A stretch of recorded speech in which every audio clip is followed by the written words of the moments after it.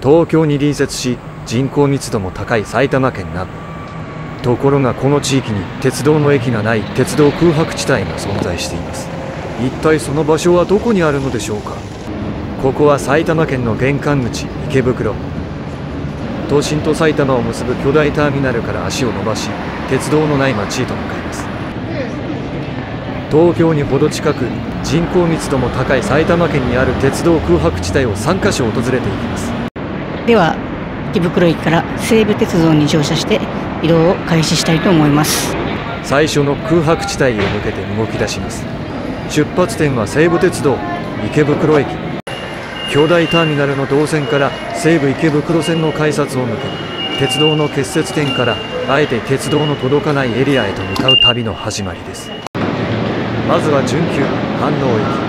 幹線の輸送力を使って空白地帯の外苑まで一気に近づきます。電車は帝国通りに池袋を出発。西武線の輸送を骨格に県南の駅徒歩圏外の実像へ迫ります。およそ20分の乗車。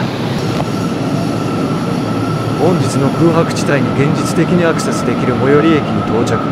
ここで鉄道区間は一区切り。以後は地上のネットワークが主役に変わります。まずやってきたのはひばりが丘駅になります。所在地は東京都西東京市。ここから北方向へ進むと最初の鉄道空白地帯に入ります。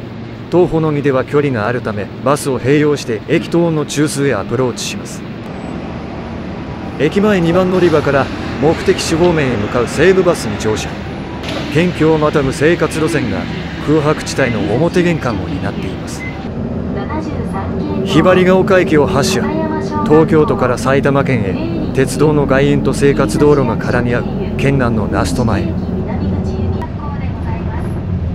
バスから降車いたしましたひばりが丘の駅からは乗車時間はおよそ10分ほどです。そして降りたバス停名なんですが片山小学校となっております。降車地点の周辺は車の流れが濃く、沿道にはコンビニや飲食店、さらには集合住宅が続き、生活密度の高さが読み取れます。この一帯もすでに空白地帯に入っているが、中心部に向けて徒歩で切り込みます。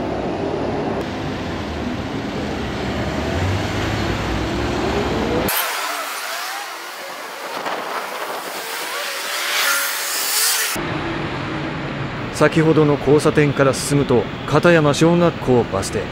こちらのバス停もひばりが丘駅発の系統。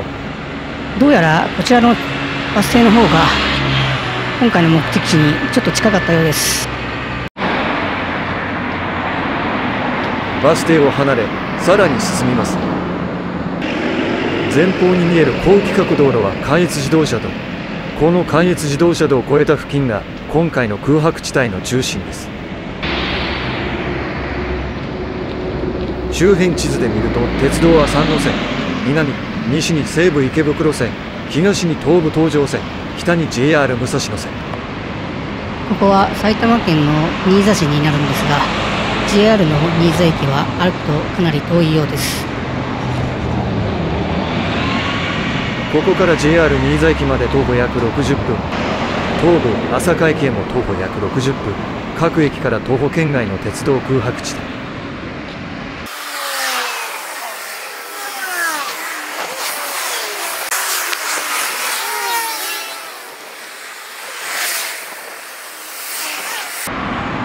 本日最初の訪問地点、埼玉県新座市池田。新座市は平均人口密度約7000台平方キロメートルの高密市街。この周辺から東京都練馬区までは直線約 1km。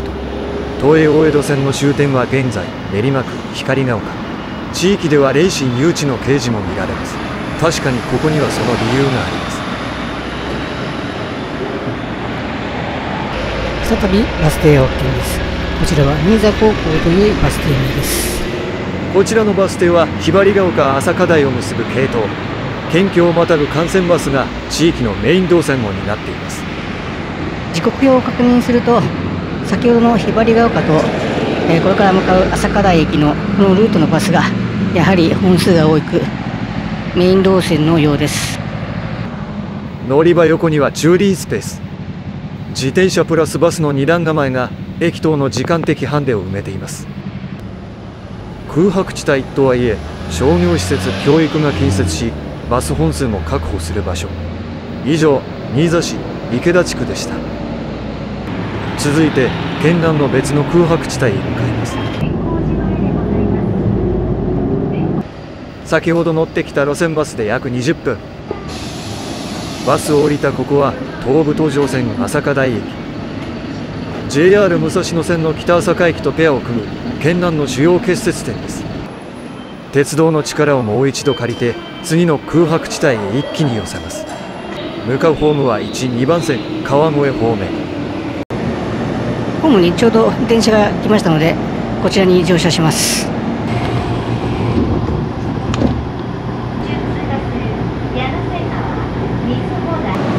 乗車時間はおよそ10分。ここが次の鉄道空白地帯への入り口。こちらの駅が次の鉄道空白地帯の入り口になります。果たしてこちらは何駅になるのでしょうか。やってきたのは東武東上線富士見野駅。富士見野市、富士見市、三好町の3市町の結節として機能し、県南西の生活動線を束ねます。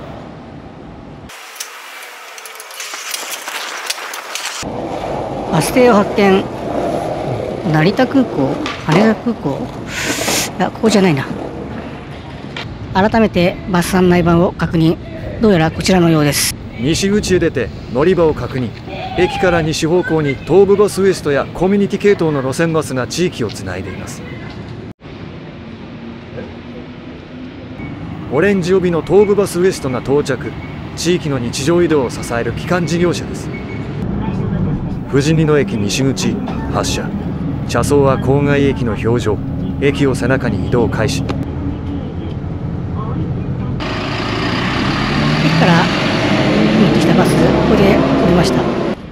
バス停名は西原住宅入り口と書いてあります。降りたバス停は西原住宅入り口。その名の通り、住宅街の縁に位置するアクセス点。乗車時間は10分ほどでした。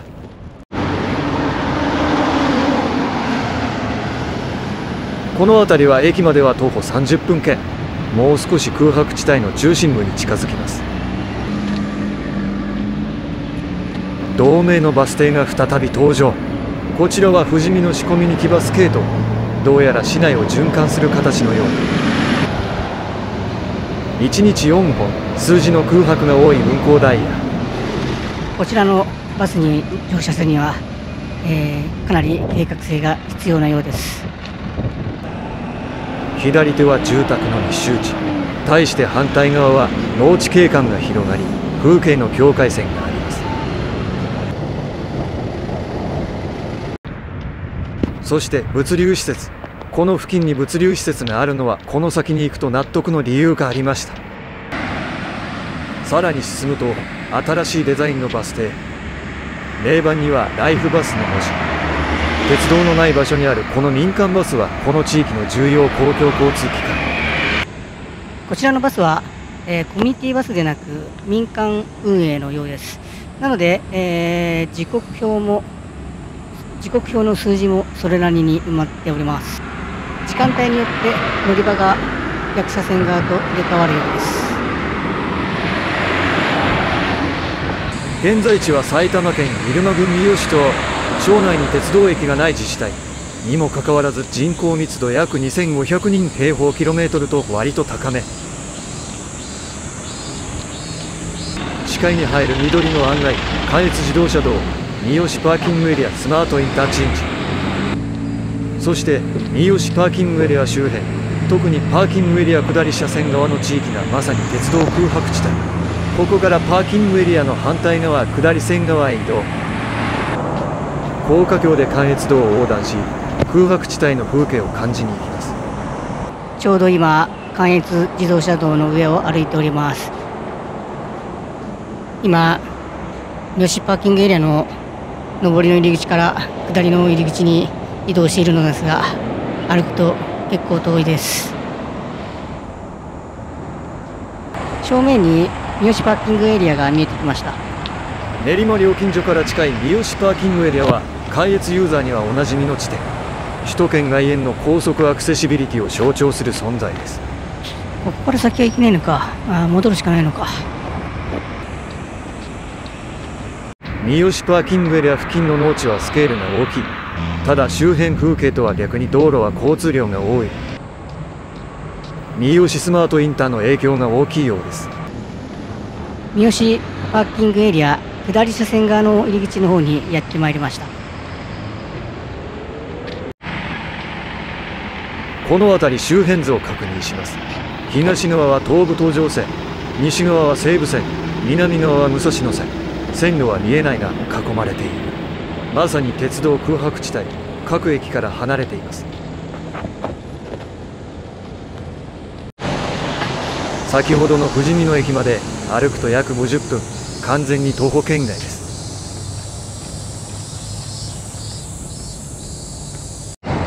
以上、2カ所目は入間郡三好町でした。先ほどの住宅街と農地の風景が様変わりする場所に戻ってきました。この道路を挟んで富士見野市と三好町に分かれます。今日は猛暑日、そしてただいまの時刻は間もなく14時というところ。歩いてここまでやっと到着。いやー、それにしても暑い。この辺りのバス停まで戻ると運行本数が段階的に暑くなっているのが一目で分かります。ではここから再びバスに乗って次の場所に移動していきます。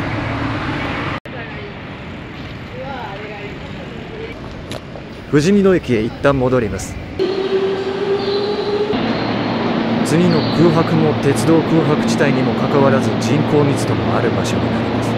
再び東武東上線。富士見野駅から所要時間は10分ほど移動。到着の駅は朝霞台。ここで JR 武蔵野線へ乗り換え。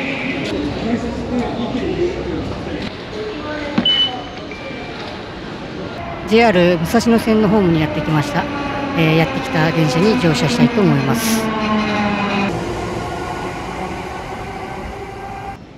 武蔵野線には20分ほど乗車。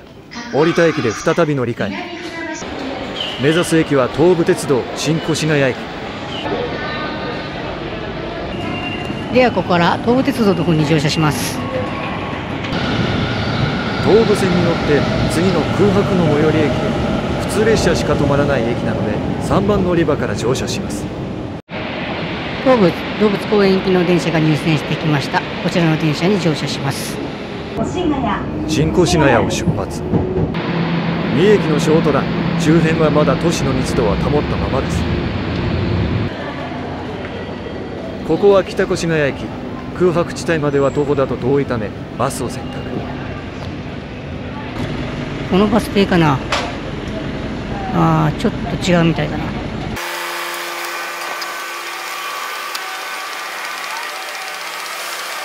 調べたらどうやらこの3番乗り場から目的地の方に行けるようです。そしてバス停にやってきたのはこの緑のラインが入った伊庭急バスになります。目的地方面は3番乗り場に集約です。北越谷を出発。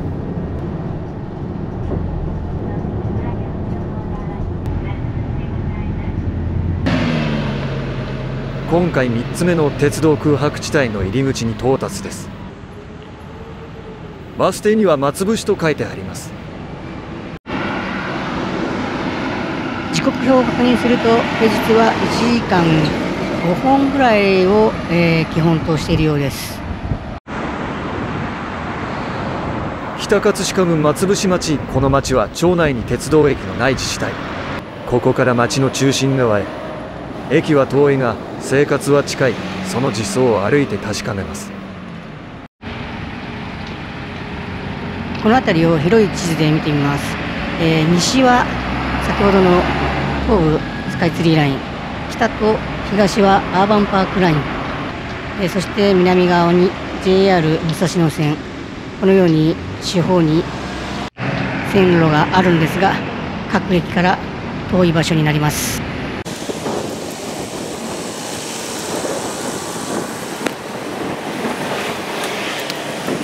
四方に線路はあるのにどれも徒歩圏外。まさに鉄道空白地帯。北越谷まで徒歩で1時間超。他路線の最寄り駅も軒並み1時間超え。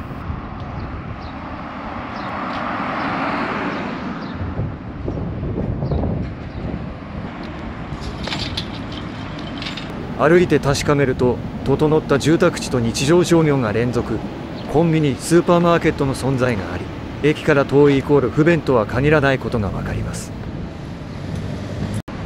さらにはバス停から徒歩7分で大型商業施設。街の中心部には全国的に知られているお店の名前もあり、車プラスバスプラス自転車が混在する多モード型の地方核を形成しています。さらに歩いてくるとバス停を発見しました。こちらはタローズバスと書いてあります。タローズバスは本社は松伏町にあり、地域密着のバスのようです。赤いバス、車体の文字を見てみるとタローズバスと書いてあります。タローズバスは松伏町と JR 武蔵野線の駅をメインにつないでいるようで、越谷レイクタウンをつなぐ系統もあるようです。こちらのバスはバスもタローズバス、こちらは運休中。どういうことだ、ちょっとよくわかんないな。こちらは、先ほど乗った伊庭急のバスかな。伊庭急のバスのようです。建物は比較的新しく、計画的な区画が目を引き、町内の移動者は学生や若年層の割合が高く見られます。どうやらこの一帯は夢見野と呼ばれる住宅開発エリア。付近一帯で公園、学校、商業、医療が配置されており、駅は遠いが生活は近接している地域であるようです。松伏総合公園という場所までやってきました。この公園の近くにバス停があるはずなんですが、あれか、これだな。そして公園近くの停留所を確認。案内にはエロー欄の文字。越谷方面や武蔵野線吉川駅方面のバスの起点、終点のようです。